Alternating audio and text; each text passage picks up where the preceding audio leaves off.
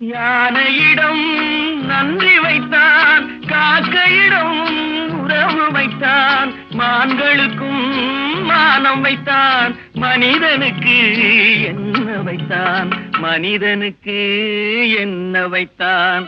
அவனுக்கென்ன தூங்கிவிட்டான், அகப்பட்டவன் நான் அல்லவா. 2 மாதத்திலே கைகளிலே போட்டு விட்டான், கைகளிலே போட்டு விட்டான்.